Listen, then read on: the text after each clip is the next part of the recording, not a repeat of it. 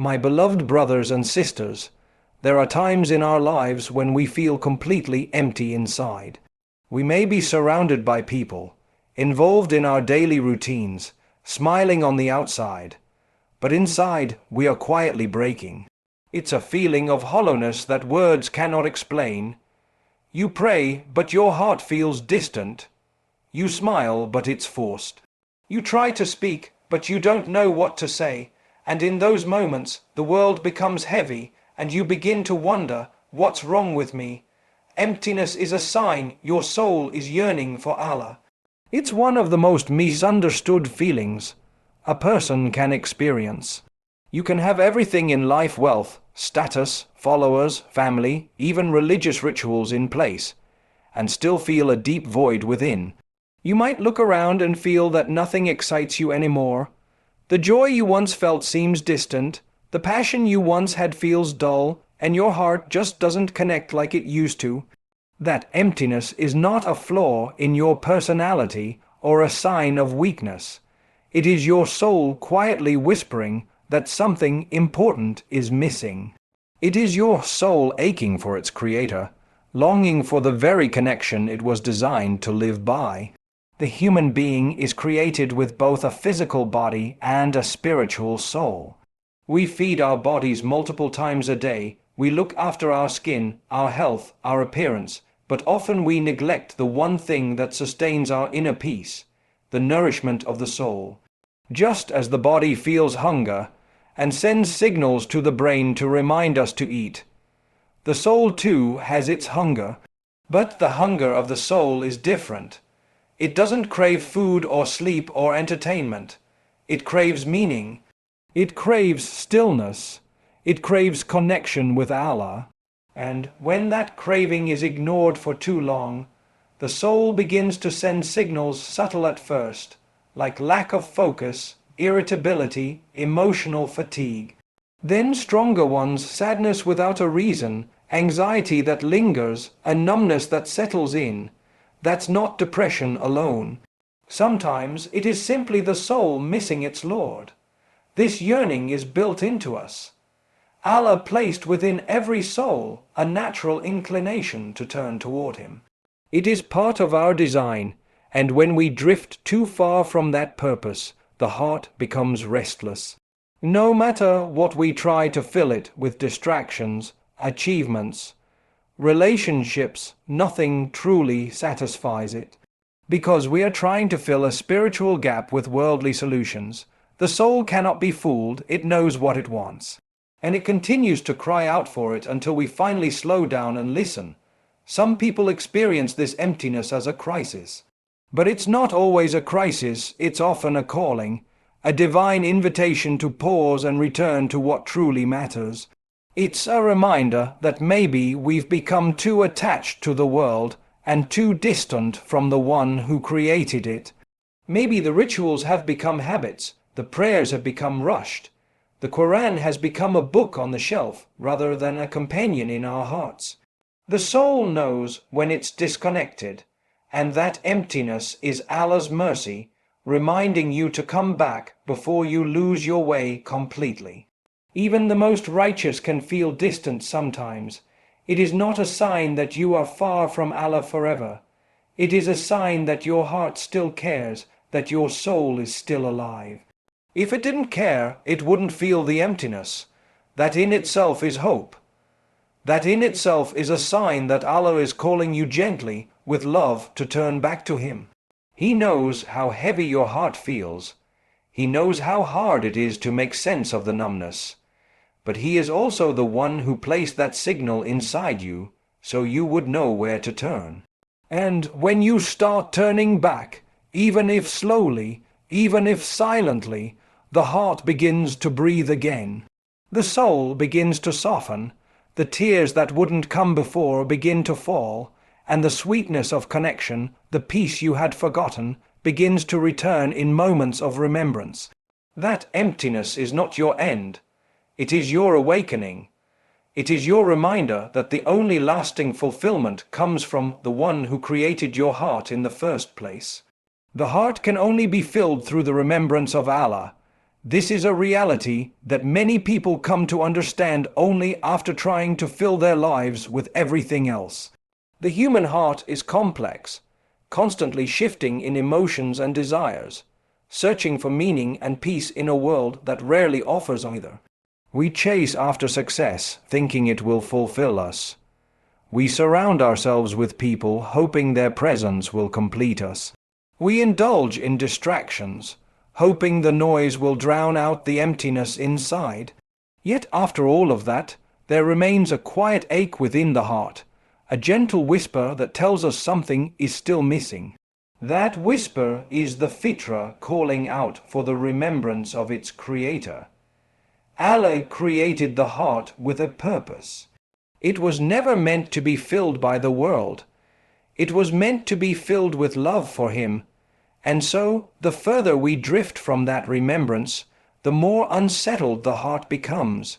You might achieve everything you once made dua for, and still feel disconnected.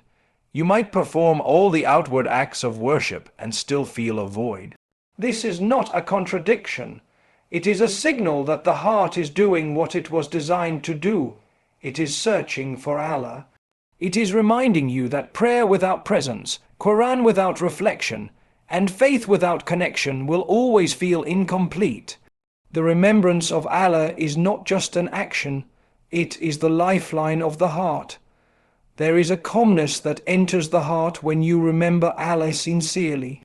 It's not loud or dramatic. It doesn't come with fireworks or applause. It comes quietly like a soft light in a dark room.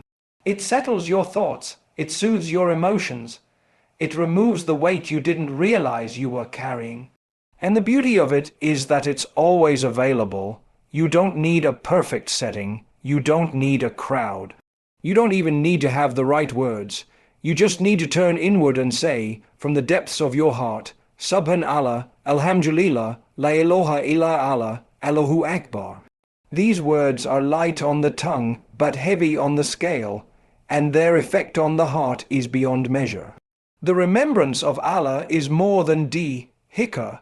It's a state of being. It's when you walk through life with an awareness that your Lord is near, watching, guiding, and caring for you. It's when you consult Him before making decisions, thank Him even for the little things, and cry to Him before complaining to anyone else.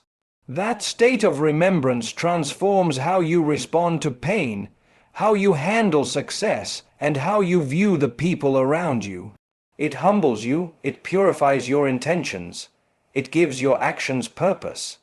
It makes you feel held even in your most vulnerable moments. The world will continue to offer substitutes. There will always be a new trend, a new form of escape, a new philosophy promising inner peace. But none of them will last. None of them can touch the heart in the way a sincere moment of connection with Allah can. You might forget this from time to time. You might get caught up in life and drift away. But the moment you return, even with a broken heart and tired soul, Allah responds with more mercy than you can imagine. He brings light to places that were dark. He brings calm to storms you thought would never pass. He brings back a sense of wholeness that reminds you that the heart at its core was only ever meant to remember Him. Temporary solutions cannot heal spiritual emptiness. When the heart begins to ache and the soul feels restless, it is natural for a person to search for relief. But often we look in the wrong places. We turn to distractions, hoping they will make the pain go away. We scroll endlessly through our phones. We drown ourselves in entertainment. We chase after moments of fun.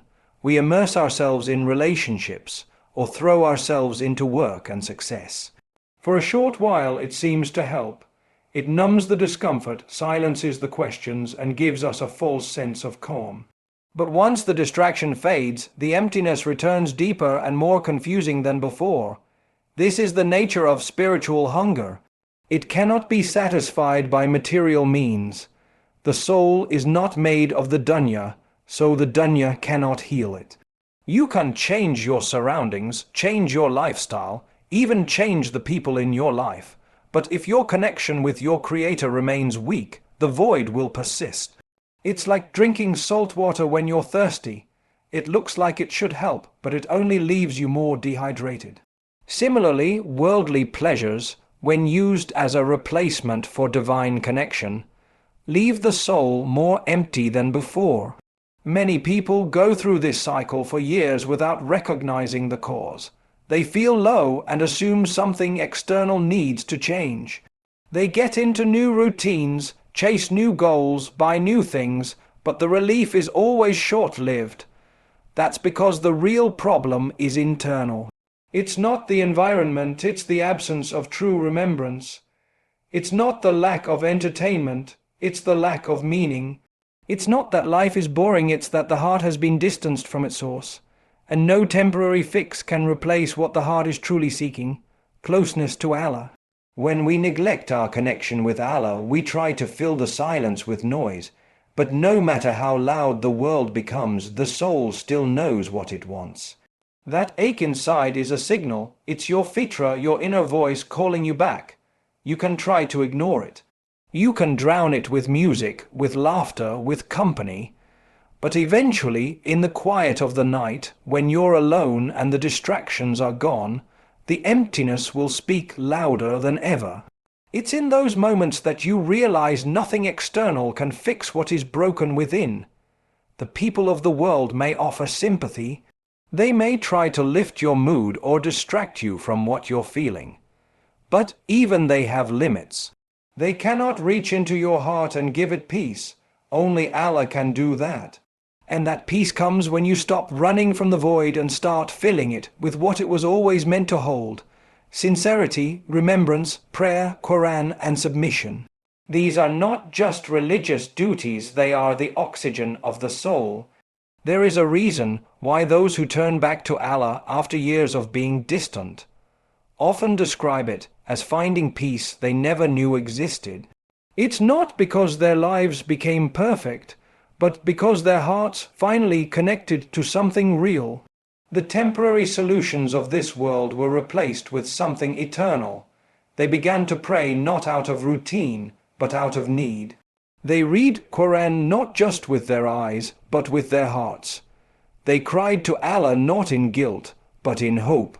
And through that, the emptiness began to lift. When you choose to stop treating your heart like a worldly object and start nourishing it with the remembrance of Allah, the healing begins. The pain may still be there, the challenges of life may continue, but the way you carry them changes. Your heart becomes anchored not in temporary relief but in lasting faith. And that makes all the difference. Even silent efforts are seen and loved by Allah. In a world that constantly demands performance and recognition, it's easy to feel invisible when your efforts go unnoticed. You may be the one who cries at night, makes silent du'as in sujood, smiles while your heart is breaking, encourages others while you yourself are in need of encouragement, and still feel like no one truly sees your struggle. You might be the one who keeps showing up for prayer, even when your heart feels distant. The one who opens the Quran with tears in your eyes, not understanding every word, but holding on because your soul knows that Allah is listening. These efforts, though quiet and hidden, are never wasted. They are never ignored. They are never forgotten. Allah is Al-Basir, the all-seeing. He sees the actions no one claps for. He sees the sacrifices you make when your nafs is pulling you in another direction. He sees the strength it takes to stay silent in moments of anger, the restraint it takes to hold your tongue, the courage it takes to forgive when you've been hurt, and the patience you show in the face of disappointment. These small acts, unnoticed by the world, are heavy with meaning in the sight of Allah. He records them, rewards them, and places barakah in your life because of them. Not every good deed needs an audience. Sometimes the most powerful moments of worship happen when no one else knows what you're going through but Allah. There are days when you push through your prayers even though your heart is tired, when you whisper Ya Allah and feel nothing in return. When your ibadah feels dry, your du'as feel unanswered, and your journey feels heavy, but you keep going. That perseverance, that quiet insistence on not giving up, is a sign of sincere faith. It means your relationship with Allah is not based on emotions alone. It is based on trust, on loyalty, on love that runs deeper than feelings. Allah sees that. He loves it. He knows that your struggle to stay close to Him, even when it's hard, is more beloved than worship done in ease.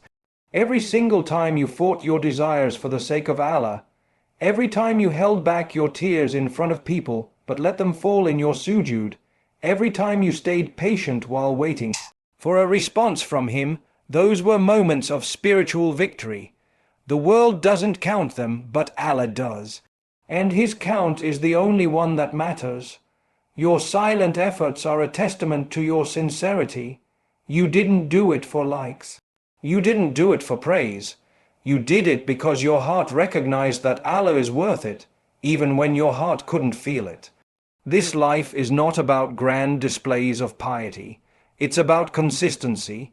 It's about those quiet, honest efforts that you make when no one else is watching. It's about choosing to pray Fajr even when your eyes are heavy with sleep. It's about lowering your gaze even when it feels difficult. It's about picking up the Quran when your heart is too heavy to read, but you still try. That effort, no matter how small it may seem, is seen by the most merciful. He multiplies it, He protects it, and He places a light in your heart because of it. You may never receive applause for your patience. You may never be thanked for your kindness, but Allah knows. He knows how hard it was for you to hold yourself together. He knows what it took for you to trust Him when everything inside you was breaking. He knows the sincerity in your quiet tears, the strength behind your silent du'as, and the love behind every step you take toward Him, even when it's shaky and slow. Allah understands the cries you cannot express. There are moments in life when emotions become too heavy to carry and words fall short. You try to speak, to explain what you're feeling, but nothing comes out. Not because you don't want to talk, but because your pain doesn't fit into sentences. You lie awake at night, your heart pounding, your thoughts spinning, and your eyes filling with tears that no one sees. In those moments, it's easy to feel alone, to believe that no one truly understands what you're going through. But even in that silence, even in that deep sadness, Allah is fully aware of what's in your heart. He is closer to you than your jugular vein. He knows what you feel before you try to describe it. You don't need eloquent du'as or lengthy explanations to reach Him. Sometimes your tears are your du'a, your silence is your conversation with Him, your sighs are heard. Your pain is recorded. Your internal struggle is witnessed by the one who created your heart and knows exactly what it needs. People might misunderstand you. They might think you're overreacting, too sensitive, or simply being quiet. But Allah knows the full story. He knows the weight behind your silence. He knows how hard it is for you to keep going. He knows how many times you almost broke but didn't. Even the prophets who were the most beloved to Allah had moments when they couldn't find the words. Look at Prophet Yaqub Arabic, Tain Arabic, Lam Arabic, Yet Arabic, Hi Arabic, Alif Arabic, Lam Arabic, Sin Arabic, Lam Arabic, Alif Arabic, Mim, who cried for years over the loss of his son Yusuf. He didn't have answers. He didn't have solutions, but he had tears and he had trust, and Allah loved him through it all. Look at Maryam Arabic, Tain Arabic, Lam Arabic, Yet Arabic, Ha Arabic, Alif Arabic, Alif Arabic, Lam Arabic, Sin Arabic, Lam Arabic, Alif Arabic, Mim, when she withdrew in pain and fear before giving birth. She cried out, wishing she had been forgotten. Yet Allah responded with comfort, with sustenance, and with reassurance. These stories aren't just for inspiration. They're reminders that pain is not a sign of distance from Allah. It can be a sign of closeness. Sometimes you feel like you're falling apart inside, and you ask yourself, how do I talk to Allah when I don't even know what to say? The answer is, just turn to Him, even if all you can do is sit in sujood and cry. even if all you can say is, Ya Allah, help me. Even if you just remain silent, but your heart is aching, Allah knows. He understands pain that isn't spoken. He responds to calls that aren't audible. He heals hearts that are quietly breaking. And the most beautiful thing is that he never tires of listening. You don't have to worry about burdening him. You don't have to hold back or pretend to be okay. With Allah, you can be raw, you can be real, and you can be honest. This world teaches us to be strong all the time, to keep it together, to avoid showing weakness. But in front of Allah, it is in your weakness that you find strength. It is in your vulnerability that you connect with Him the deepest. There's no shame in crying to your Creator. There's no shame in admitting that you're struggling. Allah already knows. He's just waiting for you to come to Him with it. And when you do, you will find a comfort that no human being could ever give. You will find peace, even if your situation doesn't change right away, because His understanding is not like the understanding of people. His response is not limited by time or by words. He heals with love, with mercy, and with a knowledge so complete that even your unspoken thoughts are known to Him. One sincere moment with Allah can begin your healing. There are times in life when everything feels overwhelming, when the weight of your emotions, your mistakes, your past, or your unanswered questions becomes too heavy to carry. You may feel distant from Allah, ashamed of how long it's been since you last truly turned to Him. You may look at others and think they're so far ahead in their faith while you're barely holding on. But the truth is, the mercy of Allah is not measured by how perfect your journey is. It's measured by how sincerely you return. And one sincere moment, even after years of silence, even after a lifetime of mistakes, can be the beginning of a beautiful transformation. It doesn't matter how far you've drifted, how lost you feel, or how broken your heart is. The moment you decide to speak to Allah honestly, without pretenses, without rehearsed words, without fear of being judged, you open a door that no one can close. That single moment when you say, Ya Allah, I need you, with your whole heart, can shift the course of your life. Not because everything suddenly becomes easy, but because your heart starts to change. And when your heart changes, your perspective shifts. Your soul begins to breathe again. You start to feel things differently, not because the pain disappears, but because you no longer feel alone in carrying it. Allah does not expect perfection. He expects sincerity, and sincerity doesn't need to be loud or long. It can be a whisper in the middle of the night. It can be a tear that falls during prayer. It can be a pause between breaths when you call out His name with longing. These moments may seem small, but they are immense in the sight of Allah. The Prophet letter FD taught us that Allah is more merciful to His servant than a mother is to her child. If a mother can forgive, embrace, and comfort her child without a second thought, imagine the mercy of the one who created you, who knows you better than you know yourself, who understands the reasons behind your sins, the pain behind your choices, and the struggle behind your silence. You don't have to wait until everything in your life is perfect to turn to Him. You don't have to clean your heart completely before walking toward Him. Walk toward Him with your mess, your confusion, your pain, and your longing. He is not waiting for the version of you that has it all together. He is waiting for the version of you that is real, honest, and willing to take that one sincere step. And when you do, He will meet you with more love than you can ever imagine, because He sees that effort. He sees that you're trying, and in His mercy, He doesn't need years of worship to bless you with peace. Sometimes all it takes is one moment, one heartfelt plea to begin a journey of healing, closeness, and light. The heart that sincerely turns to Allah, even if it's been distant for a long time, is a heart that is honored. The soul that whispers His name with pain is a soul that is seen. You may feel unworthy. You may feel like you've done too much wrong. But Allah's door is never closed, His mercy is never withheld, His response is never delayed out of spite.